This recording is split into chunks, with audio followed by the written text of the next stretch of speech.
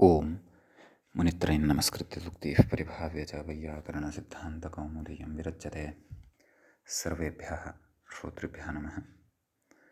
अस्माभिः गतपाठे यद्यत् पठितं तद् एकवारं स्मरामः। वयं वैयाकरणसिद्धान्तकौमुदी इत्याख्यस्य ग्रन्थस्य तत्र तद्धितेषु शैशिकप्रकरणे भवामः। शैशिकप्रकरणस्य अस्माकं क्रमे तत्र त्रयोदशः पाठः गतपाठः प्रवृत्तः। अस्मिन् त्रयोदशे पाठे वयं सर्वादौ तत्र सूत्रं पठितवन्तः अर्धाद्यत् इति।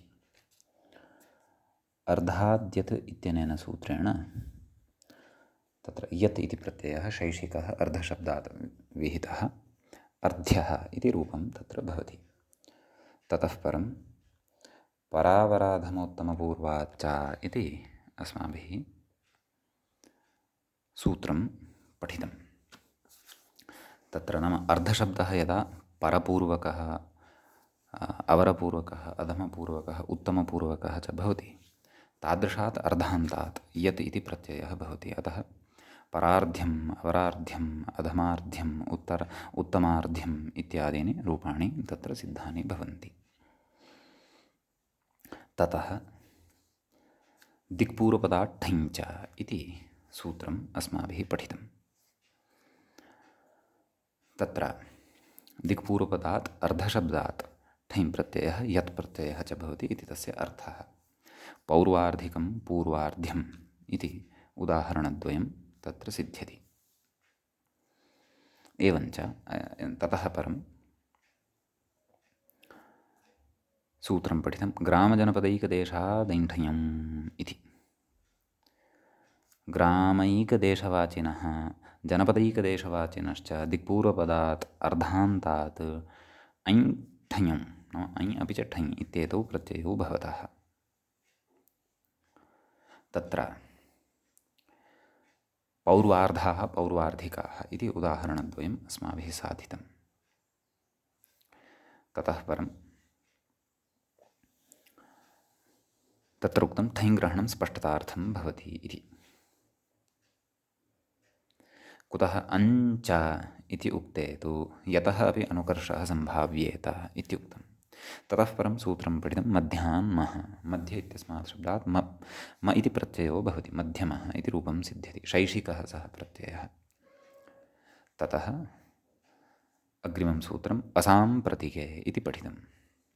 तत्र मध्यशब्दात् अकारप्रत्ययः स्यात् साम्प्रतिके अर्थे। उत्कर्षापकर्षहीनत्वं तत्र साम्प्रतिकत्वं साम्प्रतिकशब्दस्य अर्थः भवति इत्यपि अस्माभिः दृष्टम्। उत्कर्षापकर्षहीनः मध्यः वैयाकरणः इति तत्र उच्यते। मध्यन्दारु इत्यपि तत्र उदाहरणान्तरम् अस्माभिः साधितं। नातिह्रस्वं नातिदीर्घम् इति च तस्य अर्थः दृष्टः। ततः परं सूत्रं पठितं द्वीपादनुसमुद्रं यञ् इति। तस्य अर्थः समुद्रस्य समीपे यः द्वीपः तद्विषयात् द्वीपशब्दात् ञञ् इति प्रत्ययः भवति। द्वैप्यं द्वैप्या इति। तत्र ञञश्च इत्यनेन ङीप् तु न भवति। कुतः तत्र अनपत्याधिकारस्थादिति वाच्यम् इति स्त्रीलिङ्गे पठितवार्तिकानुरोधेन। समीचीनं। ततः सूत्रम् अस्माभिः आरब्धं कालात् ठञ् इति। कालवाचिभ्यः ठञ् प्रत्ययः भवति इति हि तस्य अर्थः अस्माभिः दृष्टः। तत्र मासे भवं मासे जातम् इत्याद्यर्थे मासिकम् इति रूपं साधितं। संवत्सरे भवं संवत्सरे जातम् इत्यादिषु अर्थेषु सांवत्सरिकं नाम तत्र संवत्सरशब्दात् मासशब्दात् च ठञ् प्रत्यये सति आदिवृद्ध्यादिकं विधाय मासिकं सांवत्सरिकम् इति उदाहरणं तत्र साधितम्। एवं खलु। ततः एतावानेव विषयः अस्माभिः गतपाठे पठितः। कालाट्ठञ् इति सूत्रम् अस्ति तत्र पठ्यमानम्। तत्र गतपाठस्य अन्ते व्याख्यायाः पङ्क्तिः इत्थम् आसीत्। आम्, कालशब्दस्यैव न ग्रहणं किन्तु कालशब्दस्य कालविशेषवाचकानां च ग्रहणम् इति तदस्य परिमाणं संख्यायाः इति सूत्रे भाष्ये स्पष्टं तदाह कालवाचिभ्यः इति। समीचीनम्। एतावान् विषयः अस्माभिः गते पाठे 13 पाठे पठितः। अधुना तावत् शैशिकप्रकरणस्यास्य 14 पाठः एषः भवति तत्र आरब्धः। तत्र अग्रिमम् उदाहरणम् अस्माभिः साधनीयं वर्तते। सायम्प्रातिकः इति, पौनःपुनिकः इत्यपि वर्तते। सायम्प्रातिकः पौनःपुनिकः तर्हि तत्र कथं विग्रहः कर्तव्यः इति चेत्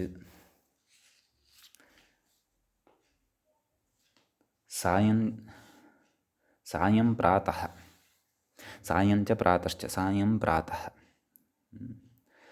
तत्र जातम् अथवा तत्र भवम् इत्यादिषु अर्थेषु सायं प्रातर्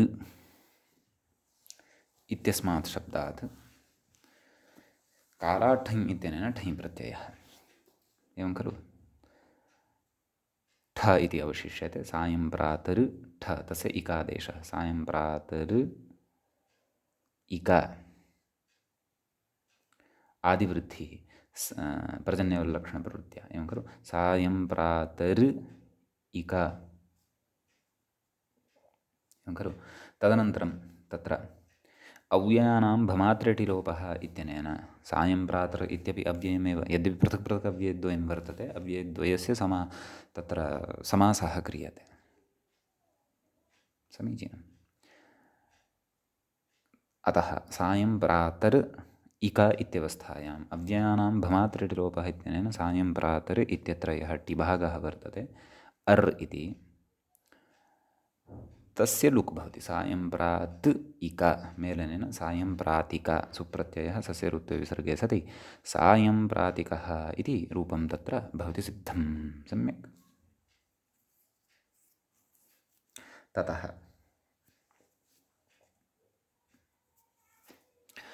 तत्र अग्रिमं रूपं पश्यन्तु, पौनःपुनिकः इति। तर्हि तत्र पौनःपुनिकः इति अस्ति। पौनःपुनिकम् इत्यपि साधयितुं शक्यते। पुनः पुनः जातं भवं वा इत्यर्थे तत्र पुनः पुनर् इति शब्दः भवति। नाम पुनः इत्यस्य अव्ययस्य वीप्सायां द्विर्वचनं, तत्र कर्मधारयवद्भावोऽपि भवति इति द्विरुक्तप्रकरणे पठिष्यामः वयं। नाम समासः अत्र भवति। तर्हि पुनः पुनर् इति शब्दात् कालाट् ठञ् इत्यस्मात् ठञ् प्रत्ययः भवति। यतः एते सर्वेपि कालवाचकाः एव शब्दाः। सायं, प्रातः, पुनः, संवत्सरः, मासः इत्यादि। सम्यक्। तर्हि पुनः पुनर् इत्यस्मात् ठञ् प्रत्ययः, इकादेशः, आदिवृद्धिः, पौनः पुनर्, पुनः इत्यत्रापि रेफान्तमेव अव्ययं पुनर् इति। पौनः पुनर् इक, अव्ययानां भमात्रेटिलोपः इत्यनेन अर् इति टेः लुक्, टेः लोपः, पौनः पुन इक, पौनः पुनिक सुप्रत्ययः, ततः सस्य ऋत्वे विसर्गे सति पौनः पुनिकः इति उदाहरणं सिद्धं भवति। पुनः पुनः जातः, पुनः पुनः भवः इत्यादिषु अर्थेषु, शैशिकेषु अर्थेषु इत्यर्थः। समीचीनं। तदेव व्याख्याता अग्रे कथयति। अव्ययानां भमात्रे इति टिलोपः, नाम एतेन टिलोपो भवति इत्यर्थः। सम्यक्। ततः तत्र उच्यते, किमुच्यते इति चेत् आम्, सायं चिरम् इति ट्युलौ तु न भवतः वा न वा।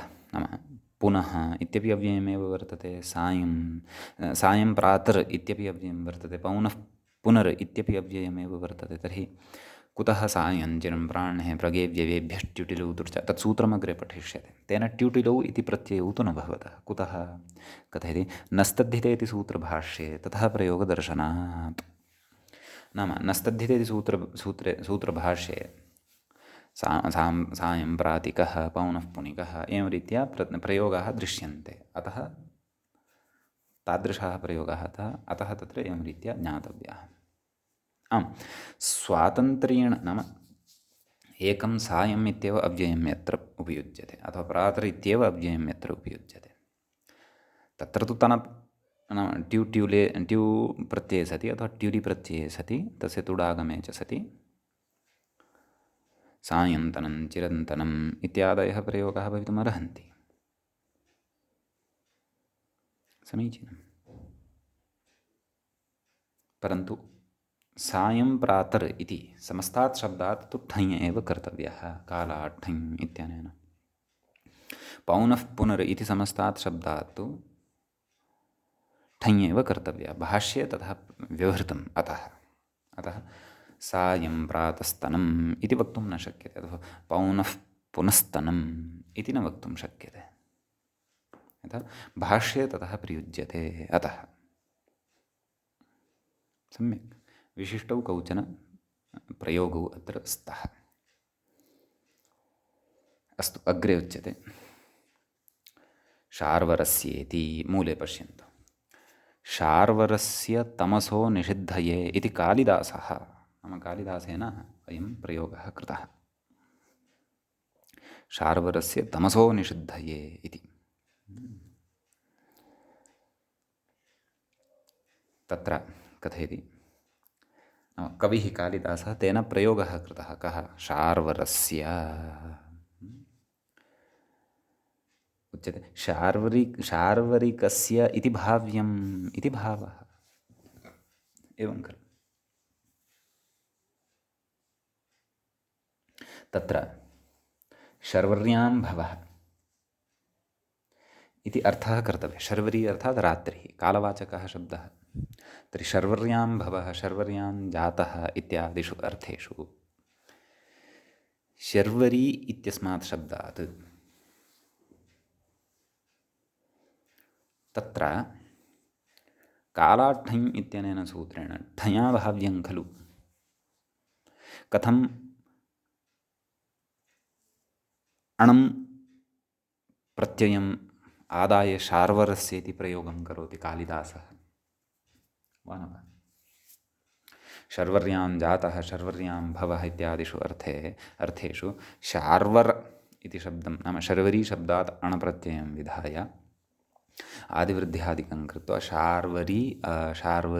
शार्वर तस्य शार्वरस्य तमसो निषिद्धये इति कथं वा कालिदासः तथा कथयति? ठया खलु भाव्यं शार्वरिकम् इति शार्वरिकस्य इति खलु वक्तव्यं। कथं वा सः तथा प्रयोक्तुं शक्नुयात्? एवं खलु। अपि च एका आपत्तिः एषा, एकः दोषः एषः, अपरश्च नाम दोषः नाम कथं नाम प्रयोगस्य परिशीलनम् एकमिदम्, अपरञ्च अनुदितौषसरागाः इति भारविः। अनुदितौषसरागः, औषस इति प्रयोगः तत्र प्रयुक्तः। तत्र व्याख्याता कथयति औषसिक इति भाव्यम् इति भावः। अर्थात् अनुदित औषसरागाः इति न वक्तव्यम्, अनुदित औषसिकरागाः। यद्यपि तथा उक्ते सति कदाचित् इदं यदि पद्यात् उद्धृतं स्यात् तर्हि प्रकृते छन्दोभङ्गापत्तिः स्यात्। परन्तु तत्र औषस नाम उषसी भवः, उषसी जातः इत्यादिषु अर्थेषु कालाठञ् इत्यनेन सूत्रेण ठञा खलु भाव्यम्। तथा चेत् उषस् ठञ् आदिवृद्धिः, औषस् ठञ् इकादेशः, औषस् इक औषसिक इति खलु भवेत्। यतः मूलशब्दः उषस् इति वर्तते। अव्ययानां भमात्रेटि लोपः तु प्रकृते अनित्यत्वान् न स्यात्। एवं खलु। तथा चेत् कथं वा औषसः इति अणप्रत्ययस्य प्रयोगः कृतः। उषस् अण आदिवृद्धिः औषस औषसा। तर्हि औषसरागाः इति इत्यत्र कथं कालवाचकात् उषस् इति शब्दात् अणप्रत्ययः विधत्ते भारविः। भारवेः अयं प्रयोगः उक्तं खलु मूले अनुदित औषसरागाः इति भारवीः। नाम अयं प्रयोगः तर्हि कथम्?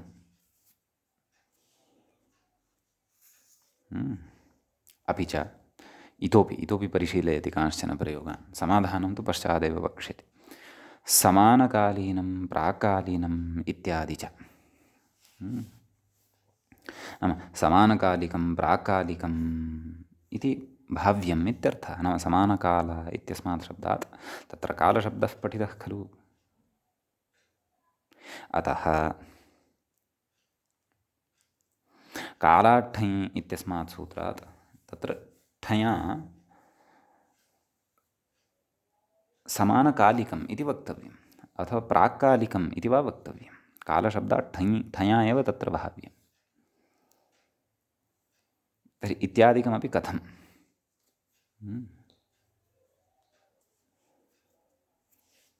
तर्हि तत्र उच्यते अपभ्रंशाः एव एते। नाम एते प्रयोगाः अपभ्रंशाः एव सन्ति इति प्रामाणिकाः।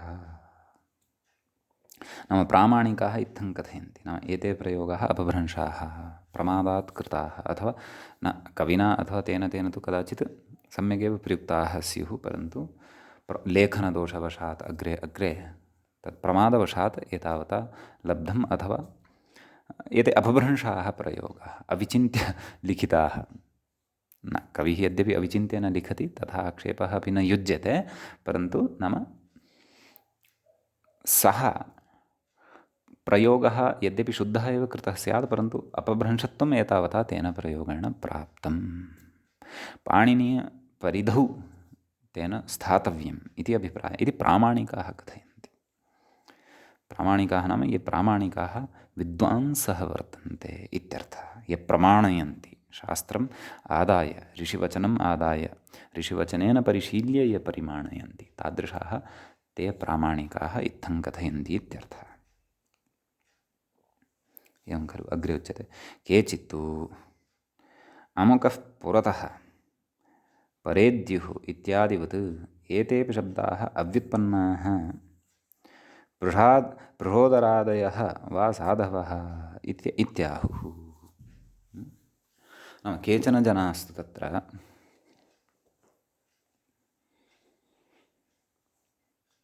यथा शब्दः अस्ति अमुकः पुरतः परेद्युः इत्यादयः शब्दाः अव्युत्पन्नाः, नैव व्युत्पाद्यन्ते। पृहोदर नाम तद्वद् अयमपि शब्दः तद्वद् एतेपि शब्दाः अव्युत्पन्नाः। के? कविना यः प्रयुक्तः शार्वर इति शब्दः यः प्रयुक्तः तस्य षष्ठ्यन्तं यत् प्रयुक्तं शार्वरस्य, शार्वर इति शब्दः अव्युत्पन्नः इति कथयन्ति केचन। औषस इत्यपि शब्दः अव्युत्पन्नः इति कथयन्ति। समानकालीनं प्राक्कालीनं तत्र कालीन इति श्रूयते यत् तदपि अव्युत्पन्नम् इति केचन कथयन्ति। इति व्याख्यातुः मतं, मूले तु नोक्तम्। अथवा युक्त्यन्तरं दर्शयन्ति पृहोदरादयो वा साधव इत्याहुः इति। नाम अथवा पृहोदरादिगणे ते पठिताः वर्तन्ते। पृहोदरादिगणे पाठसामर्थ्यात् तस्य आकृतिगणत्वात् तत्रैव येषामपि पाठः तत्र भवति। एतेषामपि तत्रैव पाठसामर्थ्यात् एते साधवः भवन्ति, साधुत्वम् एतेषां भवति इति केचन कथयन्ति इति। दीक्षितस्तु तत्र प्रामाणिकाः कथयन्ति यद् एते अपभ्रंशाः सन्ति इति उक्तवान्। स्वयमपि आक्षेपं न स्वीकृतवान्। कदाचित् कवयः आगत्य तर्जयेयुः इति अथवा कविभक्ताः वा किं भोः अस्माकं कविम् एवम् अपभ्रंशत् प्रयोक्तारं प्रतिपादयसि, अतः उक्तवान् इति प्रामाणिकाः इति। अतः स्वस्मिन्नपि आक्षेपं न स्वीकृतवान्। इदानीं ते प्रामाणिकाः के इति तु यः ऊहां कुर्यात् सः चिन्तयेत् कः सः प्रामाणिकः। कदाचित् दीक्षितः आत्मानमपि प्रामाणिकं वदेत् तत्र, परन्तु कश्चन आक्षिपति चेत् भोः अहं न अन्ये केचन प्रामाणिकाः इति अपि सः वदेत्। अतः विवादः यथा न स्यात् तथा परोक्षत्वात् अपभ्रंशत्वमपि उक्तवान्, परन्तु साक्षात् आत्मनि तस्य दायित्वं न स्वीकृतवान् इति रचयितॄणां चातुर्यं भवति बहुतु नाम।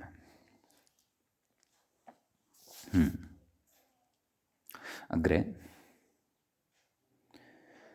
अग्रे उच्यते तत्र जातः इति यावत् कालाधिकारः इत्युच्यते। समीचीनं। तदेव मया गतपाठेपि इदमुक्तमासीत् यत् प्रकृतेः कश्चन विशेषः आरब्धः वर्तते।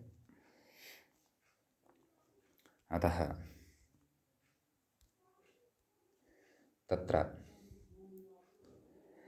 तत्र जातः इति पञ्चमाध्यायस्य तृतीयाध्यायस्य 25 सूत्रं भवति। पश्यन्तु, कालाठञ् इति 11 सूत्रं खलु वर्तते। अतः इतः आरभ्य 11 सूत्रात् आरभ्य अस्मिन्नेव तत्र पादे 25 सूत्रं यावत्, तृतीयाध्यायस्य चतुर्थपादस्य 25 सूत्रम्। अहमपि तत्र सूत्रसङ्ख्यां लिखितवान् पुस्तके। अस्तु, तर्हि एतावत् पर्यन्तं कालाधिकारः भवति इति। ततः नाम अग्रे कानिचन सूत्राणि अस्माभिः इदानीं कालसम्बन्धीनि पठनीयानि वर्तन्ते। सम्यक्। कालवाचकाः शब्दाः गृहीष्यन्ते शैशिकेषु अर्थेषु गम्यमानेषु इत्यर्थः। समीचीनम्। एतावान् विषयः। कथं तथा उच्यते? तत्र व्याख्याता उच्यते, नाम तत्र जातः एतावत् पर्यन्तं कालस्य अधिकारः भवति, नाम कालाधिकारः वर्तते इति कथम् उच्यते इति चेत् व्याख्यानाञ्च कथं तदग्रे अग्रे भवद्भिः ज्ञास्यते। ततः अग्रे कुतः न कालाधिकारः, ततः प्रागेव कुतः कालाधिकारः इति सर्वं वयम् अग्रे श्रोष्यामः, अग्रे ज्ञास्यामः। समीचीनम्। अस्तु, ततः सूत्रम् अग्रिमम् आरभ्यते। सूत्रञ्च भवति एवम्। श्राद्धे शरदः इति। श्राद्धे इति सप्तम्यन्तं पदं भवति, सप्तमीविभक्तेः एकवचनान्तं। शरदः इति शरद् इति शब्दस्य पञ्चमीविभक्तेः एकवचनान्तं भवति। सम्यक्। ततः कालाठञ् इति समग्रमपि सूत्रमत्र अनुवर्तते।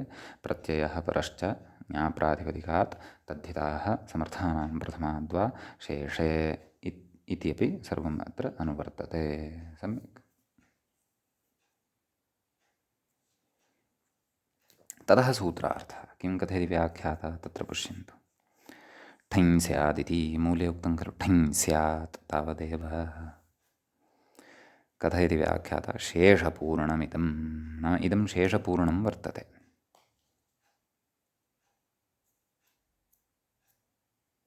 समीचीनम्। अतः अर्थः अस्माभिः स्वयं कर्तव्यः। श्राद्धार्थः गम्यमानः यदि स्यात् तर्हि कालवाचकात् शरद् इति शब्दात् ठञ् इति प्रत्ययः भवति शैशिकः। सम्यक्। तत्र अग्रे कथयति व्याख्याता, ननु कालाठञ् इत्येव सिद्धे किमर्थमिदम् इत्यतः आह। कालवाचकः एव खलु शब्दः, तेनैव खलु सिद्धिः भवति। शरद् इति शब्दः ऋतुवाचकत्वात् कालवाचकत्वं भजते खलु। ऋतुवाचकः शब्दः कालवाचकः भवति। अतः कालात् ठञ् इत्यनेनैव तत्र ठञः सिद्धिः भवति खलु। अतः किमर्थम् एतेन सूत्रेण पुनः ठञ् अत्र वक्तव्यः, कुतः इदं सूत्रम् आरब्धव्यम् इत्यतः कथयति तत्र मूले। किं कथयति? ऋत्वण इति, ऋत्वणोपवादः इति। एवं खलु। किं तद् सूत्रं? सन्धिवेलाद्युरुतुनक्षत्रेभ्योऽण् अग्रे पठिष्यते। षोडशं सूत्रं, श्राद्धे शरदः इति द्वादशं सूत्रं, षोडशं सूत्रं पठिष्यते अस्मिन्नेव पादे अग्रे। ऋतुवाचकेभ्यः शब्देभ्यः अणप्रत्ययः उच्यते तेन, परन्तु शरद् इति शब्दात् नापेक्षितः, श्राद्धे अर्थे नापेक्षितः शरद् शब्दात् अण इति एतदर्थम् अस्य सूत्रस्य आरम्भः।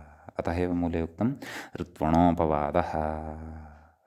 सन्धिवेलाद्युरुतुनक्षत्रेभ्योऽण् इत्यनेन प्राप्तस्य अणः अपवादार्थं श्राद्धे शरदः इति सूत्रारम्भः कृतः इत्यर्थः। सम्यक्। ततः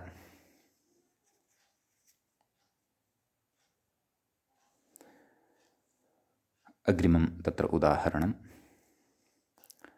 नैव, उदाहरणम् अधुना साध्यते। शारदिकं श्राद्धं कथं तर्हि विग्रहः इति चेत् शरदि भवन्, शारदिकं शरदशब्दात् श्राद्धे शरदः इत्यस्मात् सूत्रात् तत्र ठञ् प्रत्ययः, ङित्वात् आदिवृद्धिः शारद् ठ इकादेशः, शारद् इका शारदिका इति। ततः सु अं पूर्वरूपादिकं विधाय शारदिकम् इति भवति रूपं सिद्धं। सम्यक्। ततश्च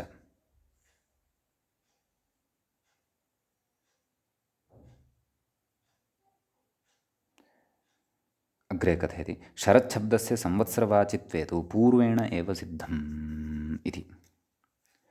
संवत्सरवाचकः यः शरच्छब्दः तस्य तु कालात् ठञ् इत्यनेनैव सिद्धं, परन्तु प्रकृते तु श्राद्धार्थे गम्यमाने अणः च बाधनाय, नाम ऋत्वणः च बाधनाय अस्य सूत्रस्य अपेक्षा वर्तते एव इत्यर्थः। सम्यक्। मन्ये एतत् सूत्रगतः विषयः स्पष्टः। इदानीम् अग्रिमं सूत्रं प्रविशामः। अग्रिमं सूत्रं भवति एवं विभाषारोगातपयोः इति। सम्यक्। तत्र विभाषा इति प्रथमान्तं वर्तते, रोगातपयोः इति तत्र सप्तम्यन्तं वर्तते। विभाषा इति प्रथमाविभक्तेः एकवचनान्तं। रोगश्च आतपश्च रोगातपौ तयोः रोगातपयोः इति तत्र इतरेतरयोगद्वन्द्वः भवति। समीचीनम्। श्राद्धे शरदः इत्यस्मात् शरदः इति अनुवर्तते, कालात् ठञ् इति अनुवर्तते। समग्रमपि सूत्रं प्रत्ययः परश्च ज्ञाप्रातिपदिकात् तद्धिताः समर्थानां प्रथमाद्वा एतत् सर्वमपि प्रकृते लभ्यते। तदेव व्याख्याता कथयति ठञ् इति शरद इति च अनुवर्तते। सम्यक्। कः अर्थः इति चेत् रोगार्थे गम्यमाने आतपार्थे च गम्यमाने कालवाचकात् शरद् इत्यस्मात् शब्दात् विकल्पेन शैषिकः ठञ् प्रत्ययो भवति। विभाषा इत्युक्तं खलु, अतः विकल्पेन शैषिकः ठञ् प्रत्ययः भवति। एवं खलु। अतः तत्र उदाह्रियते, मूले पश्यन्तु। शारदिकः शारदो वा रोगः आतपो वा इति। नाम शरदि भवः, शरदि जातः यः रोगः अथवा यः आतपः सः शारदिकः आतपः। समीचीनम्। अतः शरद् इति शब्दात् तदेव ठञ् प्रत्ययः विकल्पेन ठञ् प्रत्ययः पक्षे शारदिकः, शरद् ठञ् आदिवृद्धिः तत्र इकादेशे सति शारदिकः इति रूपं सिद्ध्यति। पक्षे अण्, औत्सर्गिकः अण्, अतः शरद् अण् शारद इति रूपं तत्र सिद्धं भवति। तर्हि शारदिकः रोगः अपि भवितुम् अर्हति, आतपः अपि भवितुम् अर्हति। शारदः रोगः अपि भवितुम् अर्हति, आतपः अपि भवितुम् अर्हति। सम्यक्।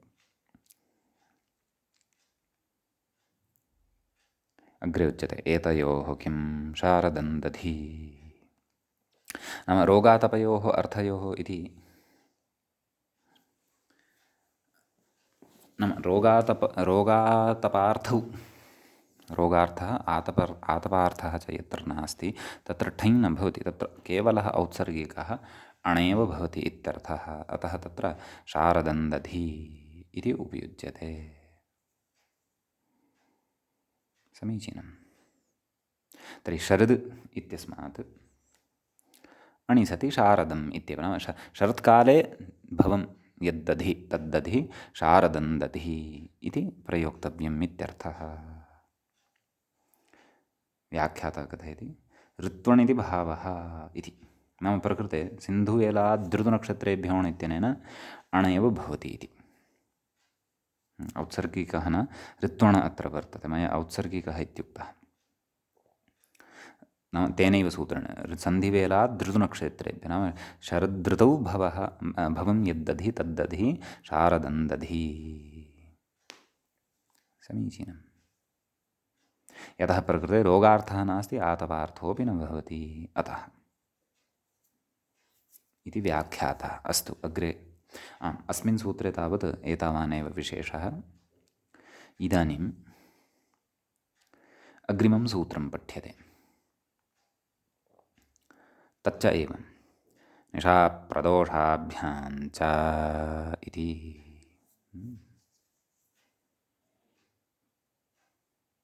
तत्र सूत्रे द्वे पदे स्तः निशाप्रदोषाभ्यां निशाप्रदोषाभ्यां निशा च प्रदोषश्च निशाप्रदोषौ ताभ्यां निशाप्रदोषाभ्याम् इतरेतरयोः द्वन्द्वः भवति। च इति अव्ययपदं भवति। तत्र प्रत्ययः परश्च प्रातिपदिकात् तद्धिताः समर्थानां प्रथमाद्वा शेषे, अपि च विभाषारोगातपयोः इत्यस्मात् विभाषा कालाठ्ठञ् इति च सूत्रम् अनुवर्तते। सम्यक्। वाठञ् स्यात् शेषपूर्णं मूले पश्यन्तु। वाठञ् स्यात् स्यात् तदनन्तरं पूर्णविरामः अपि मूले स्थापनीयः। मम पुस्तके नास्ति, अतः स्थापयामि। भवतां पुस्तके स्यात्। तर्हि किमुच्यते?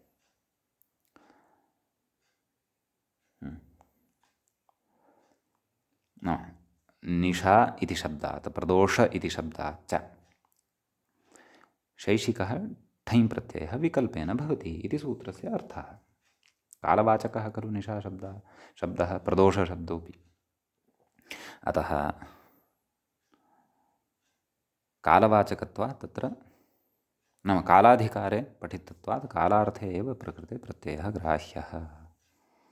नाम कालार्थवाचकात् शब्दात् प्रकृते प्रत्ययः विधेयः। तर्हि प्रयोगः कः? नैशिकं नैशम् इति। यतः विभाषा इत्यपि खलु अनुवर्तते, अतः तत्र निशिभवम् इत्यस्मिन् अर्थे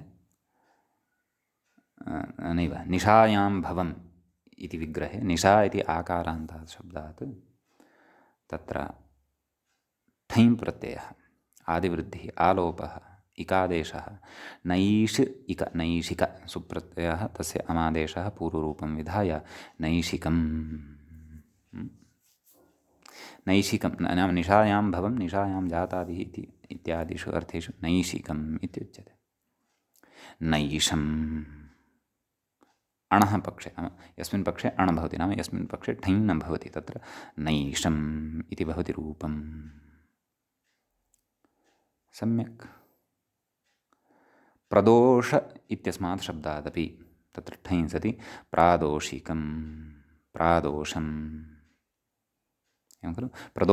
प्रदोषे जातः अथवा प्रदोषे भव इत्यादिषु अर्थेषु शैशिकेषु अर्थेषु प्रदोष इत्यस्मात् ठञ् सति तदेव आदिवृद्धिः इकादेशः अलोपः प्रादोषिकम् सु अं पूर्वरूपादिकं भवति इति वयं जानीमः। अणः पक्षे तु प्रादोषम्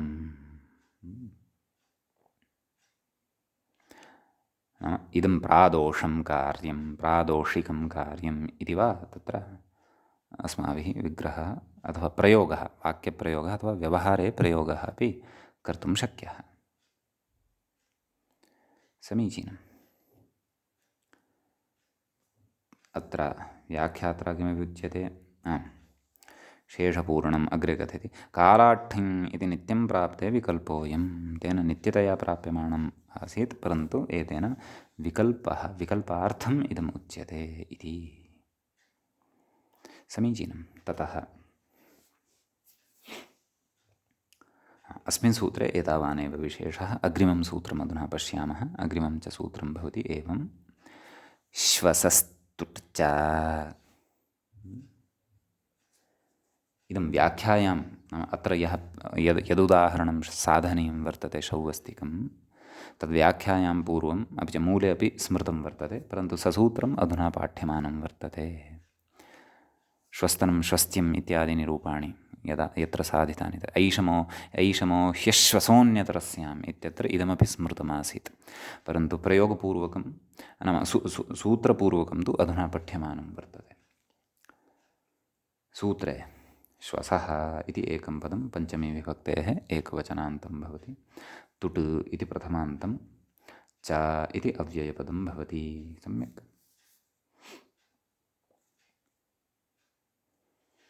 तत्र विभाषारोगातपयोः इत्यस्मात् विभाषा कालाट्ठञ् इति सूत्रं च अनुवर्तते।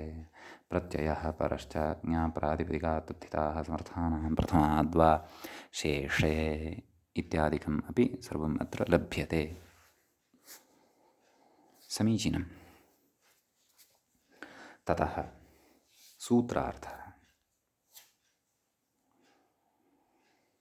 मूले पश्यन्तु। श्वस शब्दात् ठञ् वा स्यात् तस्य अर्थात् प्रत्ययस्य इत्यर्थः व्याख्याता कथयति। नाम तस्य प्रत्ययस्य तुडागमोऽपि भवति इति। तर्हि का स्थितिः नाम कस्मिन् अर्थे शैक्षिकेषु अर्थेषु तत्रापि कालवाचकात् शब्दात् कालवाचकः एव श्वस्य शब्दः आगामिदिवसः यः भवति तस्य कृते अयं व्यवहारः श्वः इति। सम्यक्। तर्हि तत्र श्वस इत्यस्मात् शब्दात् ठञ् प्रत्ययः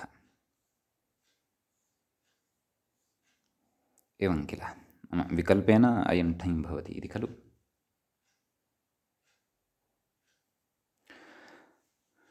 तर्हि ठञः पक्षे आदौ पश्यामः। श्वस ठञ् तस्य च तुडागमः ठञः इकादेशः तुडागमः श्वस त इक श्वस तिक इति खलु स्थितिः वर्तते अस्माकं सविधे। अग्रे किं कथयति व्याख्याता तत् पश्यामः। तुटि टकारः इत् उकारः उच्चारणार्थः नाम त इत्येव अवशिष्यते कस्य त इत्यत्र। सम्यक्। तर्हि तत्र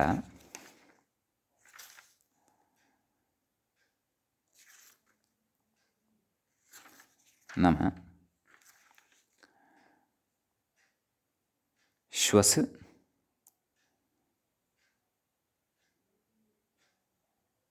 तिका इत्यवस्थायाम् अत्र किमपि कार्यं कर्तव्यम् अस्ति कस्यचित् आगमः अत्र अपेक्षितः तदर्थम् अत्र सूत्रमुच्यते अग्रिमं द्वारादीनां च इति। सप्तमाध्यायः शौवस्तिकमिति रूपं न सिद्धं वर्तते तस्य श्वस तिका इत्येव स्थितिः अस्माकं सविधे उपलब्धा वर्तते।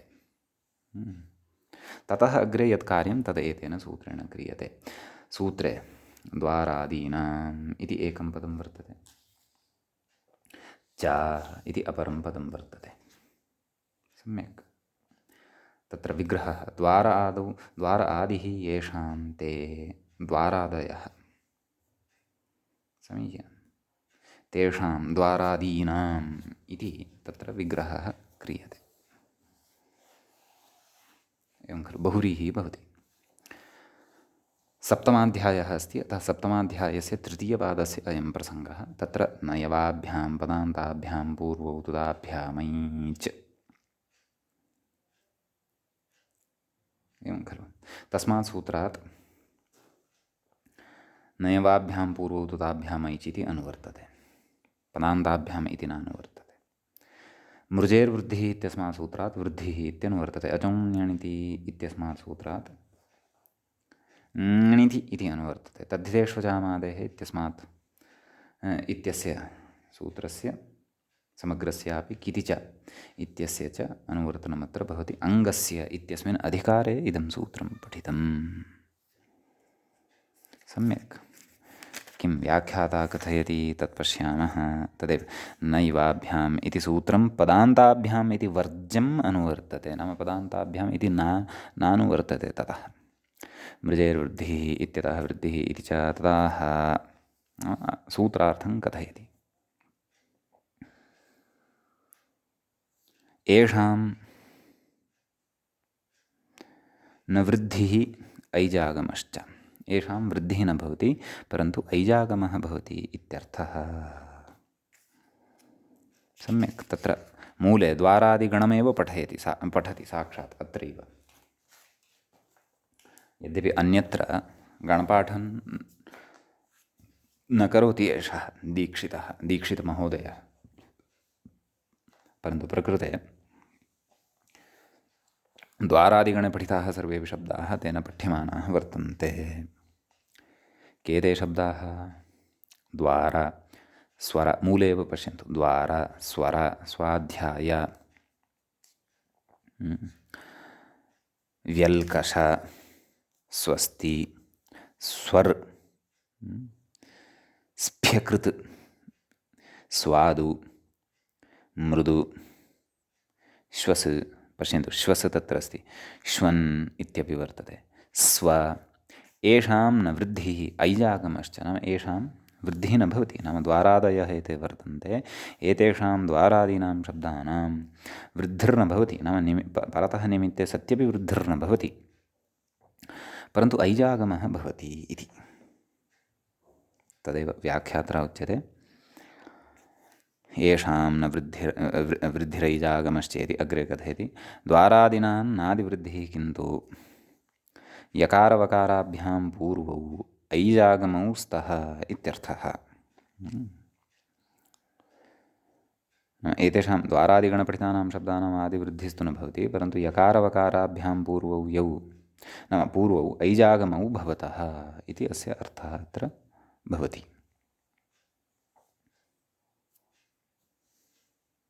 सम्यक्।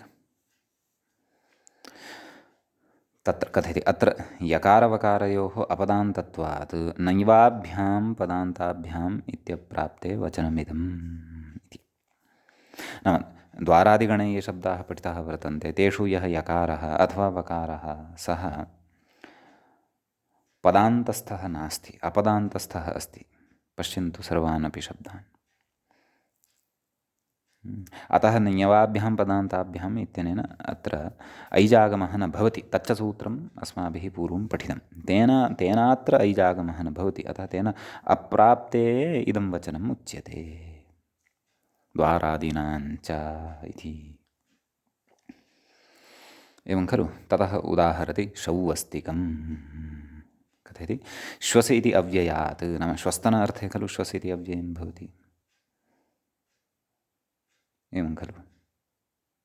तर्हि श्वस्तन इति अव्ययात् जाताद्यर्थे, नाम शैषिकार्थः भवति खलु जाताद्यर्थः। जाताद्यर्थे ठञ् इकादेशे तुडागमे नाम श्वसतिक एतावता या स्थितिः अस्माभिः निर्मिता तद्विषये कथयन् अस्ति। कथयति वकारात् पूर्वम् ऐजागमेन औकारः, वकारात् पूर्वं यः तत्र श्व अर्थात् शकारवकारयोः मध्ये, अर्थात् वकारात् पूर्वम् ऐजागमः औकारः भवति इति। एवं खलु। अतः श औ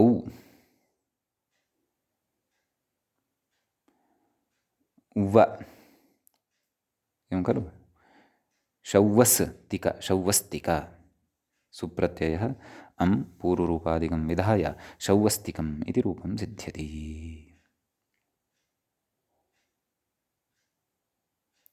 समीचीनं। ततः अग्रे कथयति अकारस्य न वृद्धिः। नाम प्रकृते अकारस्य वृद्धिः न भवति। नाम श्व इत्यत्र वकारोत्तरवर्तीयः अकारः तस्य अत्र वृद्धिः न भवति, तस्य निषेधः उच्यते।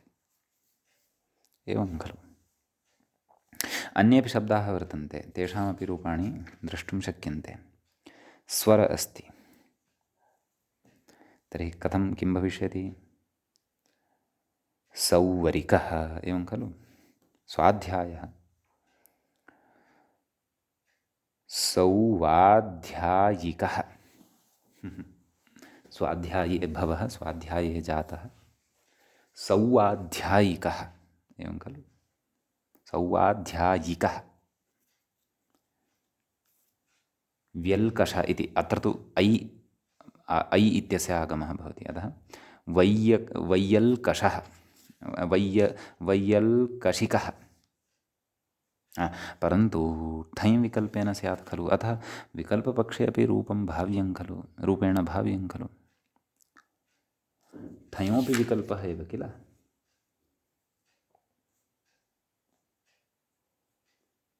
यतः तत्र श्वसस्तुट् इत्यत्र श्वसशब्दात् ठञ् वा स्यात् इति, तर्हि पक्षे अण भवति इत्येव खलु अर्थः। अतः शौवस्तिकम् इत्यपि शौवस्तम् इत्यपि अणः पक्षे शौवस्तम् इति वक्तुम् इत्यपि वक्तुं शक्येत एव खलु।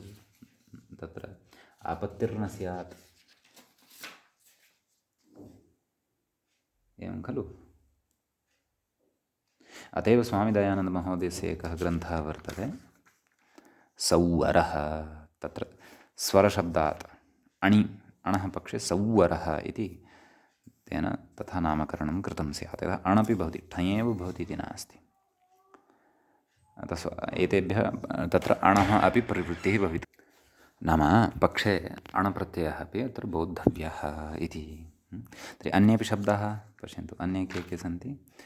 तर्हि सौवाध्यायिकः इति ठञः पक्षे, अणः पक्षे सौवाध्यायः। एवं वैयल्कषिकः वैयल्कषः इत्यपि स्वस्ति अस्ति खलु अग्रे। तर्हि सौवस्तिकः इत्यपि स्यात्, सौवस्तः इत्यपि स्यात्। स्वर् इति वर्तते। सौवरिकः सौवरः इत्यपि स्यात्। स्फयकृत् स्वादु इति पश्यन्तु। सौवादवः ओर्गुणः इति स्यात् खलु। सौवादविकः सौवादवः इति स्यात्। मृदु इत्यत्र ऐजागमप्रसङ्गः स्याद् वा? न स्यात्, यतः यकारः वकारश्च नास्ति। अतः मृदुशब्दस्य अत्र पाठस्य प्रयोजनं चिन्त्यं। श्वस् इत्यस्य तु उदाहरणं दृष्टं। श्वन्, तर्हि श्वन् इत्यत्र किम् अन् इत्यस्य अथवा नस्तद्धिते इत्यनेन अन् इत्यस्य लोपः स्यात् वा? तथा चेत् कथं रूपं स्यात्? शौविकः इति वा? शौविकः शौवः इति वा? यदि नकारस्य लोपः न स्यात् तर्हि कथं स्यात्? शौवनिकः शौवनः। अग्रे स्व इति सौविकः सौवः। एवं रीत्या सर्वाणि अन्यानि रूपाणि ठञः पक्षे अणः पक्षे च अत्र अस्माभिः निर्मातव्यानि इति अहं चिन्तयामि। तत्र ग्रन्थकारेण तु तावत् एकमेव तत्र उदाहरणं प्रदत्तं। चिन्ता नास्ति, एकेनैव उदाहरणेन सर्वापि स्पष्टता अस्माभिः स्वयं कर्तव्या भवतु इति एतावान् विशेषः श्वसस्तुट् च इति सूत्रगतः द्वारादीनां च इति सूत्रगतश्च भवति। समीचीनं। ततः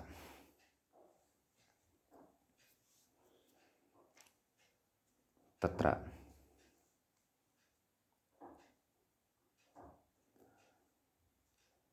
अग्रे सूत्रम् अस्ति सन्धिवेलाद्युतुनक्षत्रेभ्योऽण् प्राक्तनसूत्रेषु स्मृतं सूत्रं तत् पुनः अत्र उच्यमानं वर्तते।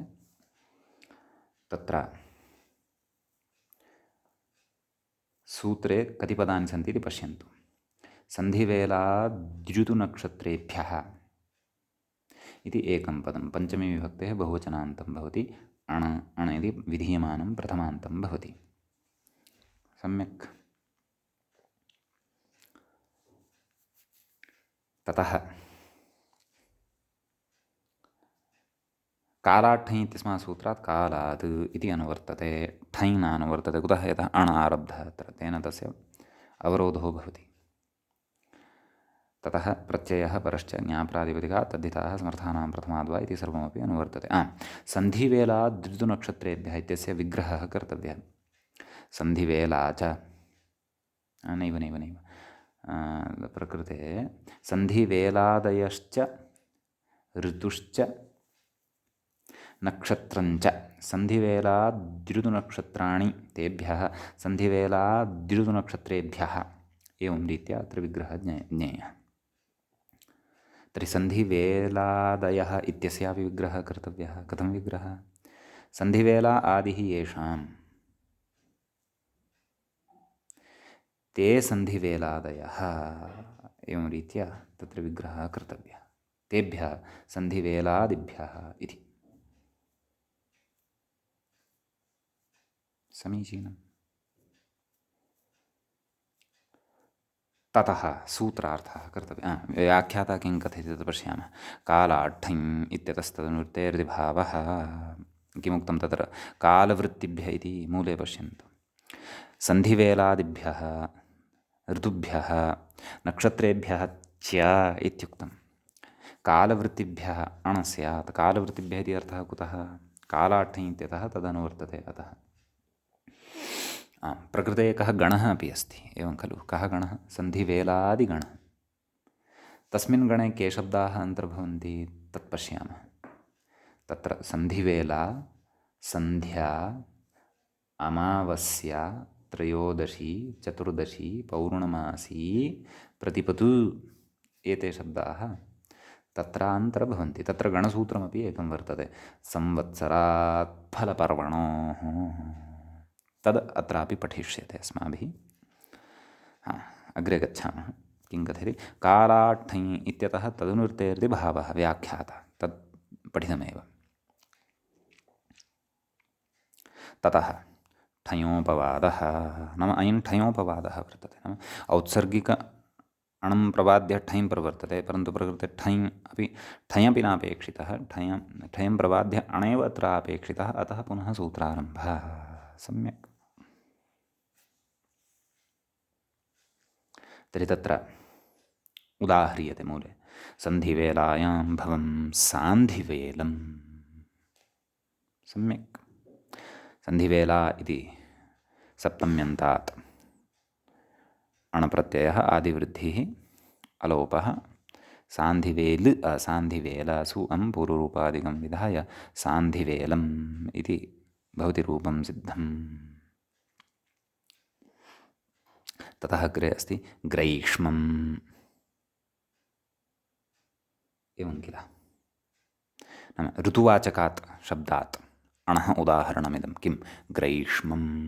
तत्र ग्रीष्म इत्यस्मात् शब्दात् अणप्रत्ययः आदिवृद्धिः। ग्रैष्म तत्र अकारलोपः। ग्रैष्म अग्रैष्म सु पूर्वरूपं ग्रैष्मम् इति भवति रूपं सिद्धम्। समीचीनम्। ततः नक्षत्रवाचकात् उदाहरणं दीयते। किं? तैषं। तत्र पुष्यनक्षत्रस्य नामान्तरं भवति तैषं। तिष्यनक्षत्रे यद्भवति वस्तुतः नैव तैषम् इति उदाहरणं साधनीयं। तत्र मूलशब्दः तिष्य इति स्वीकर्तव्यः। अर्थात् पुष्यशब्दस्य तिष्य इति नामान्तरं भवति। एवं खलु। तर्हि तत्र तिष्ये भवम् इत्यर्थे सप्तम्यन्तात् तिष इति शब्दात् सन्धिवेलात् द्योनक्षत्रेभ्योऽण् इति सूत्रात् नक्षत्रवाचकात् अण् इति प्रत्ययः। अतः तिष अण् आदिवृद्धिः नैव। शब्दः कः? तिष्य इति। तिष इति न, तिष्य इति। तर्हि तिष्य अण् एवं खलु। आदिवृद्धिः तैष्य अण्, अलोपः तैष्य अ, एवं खलु। तत्र कथयति तिष्य पुष्ययोर्नक्षत्राणि इति यलोपः, नाम अनेन सूत्रेण यलोपो भवति। तत्र पूर्वं पठितं खलु सूत्रं, वार्तिकं स्त्रीप्रत्ययप्रकरणे प्रायः इति स्मरामि। आम्, तर्हि तेन यलोपः नाम यकारस्यापि लोपो भवति। अतः तत्र तैष तैष सु अं पूर्वरूपं तैषम् इति रूपं भवति तत्र सिद्धम्। सम्यक्। अग्रे कथयति तिष्ये जातः इत्यर्थे शविष्ठा फल्गुन्यनुराधः इति लुग् वक्ष्यते, अग्रे वक्ष्यते। तर्हि प्रकृते कः अर्थः स्वीकृतः? तिष्ये भवः इति अर्थः स्वीकृतः अस्ति। तिष्ये जातः इत्यत्र तु शविष्ठा फल्गुन्यनुराधः इत्यादिना अग्रे लुग् वक्ष्यते। कस्य? अणः लुक् वक्ष्यते। तद् यत्र आगमिष्यति तत्र द्रक्ष्यामः। भवतु नाम। अग्रे कथयति सन्धिवेलादिगणं पठति। सन्धिवेलादिगणे के शब्दाः वर्तन्ते तान् शब्दान् पठति। किं? सन्धिवेला, सन्ध्या, अमावस्या, त्रयोदशी, चतुर्दशी, पौर्णमासी, प्रतिपत्। तर्हि कथं विग्रहः, कथम् अत्र रूपाणि साधनीयानि? साधितानि। सन्धिवेला इति तु साधितमेव। सन्ध्या इत्यत्र कथं रूपं साधनीयं? सन्ध्यायां भवं सान्ध्यम्, अमावस्यायां भवम् आमावस्यं, त्रयोदश्यां भवं त्रायोदशं, चातुर्दशं पौर्णमासं, प्रातिपदम्। एवं रीत्या तत्र इमानि रूपाणि अस्माभिः साधनीयानि। समीचीनम्। तत्र गणसूत्रं किं? संवत्सरात् फलपर्वणोः इति। संवत्सरात् पञ्चम्यन्तं, फलञ्च पर्व च फलपर्वणि, तयोः फलपर्वणोः इति। कोऽर्थः? नाम तत्र संवत्सरशब्दात् अणप्रत्ययः भवति यदि फलार्थः पर्वार्थः च गम्यमानः स्यात् निष्पन्नेन रूपेण। तदेव कथयति सांवत्सरं फलं पर्व वा। तर्हि संवत्सरे भवम् इत्यस्मिन् विग्रहे सप्तम्यन्तात् संवत्सर इति शब्दात् अणप्रत्ययः। आदिवृद्धिः अलोपः। सांवत्सर सु अं पूर्वरूपं सांवत्सरं किं फलम्, अपि च सांवत्सरं पर्वाणि तदपि नपुंसकलिङ्गे एव भवति खलु। अतः फलं यदि विवक्षितं तर्हि अण एव, पर्व वा यदि अपेक्षितं तर्हि अण एव इति। ततः अग्रे कथयति सांवत्सरिकम् अन्यत्। फलार्थविवक्षा नास्ति, अथवा तत्र पर्वार्थविवक्षा यदि नास्ति तर्हि तु तत्र ठञ् प्रत्ययः भवति, कालाठञ् इत्यनेन एव। अतः तत्र सांवत्सरिकम् इति भवति रूपं सिद्धम्। समीचीनम्। इति एतावान् विशेषः एतत् सूत्रगतः भवति। सम्यक्।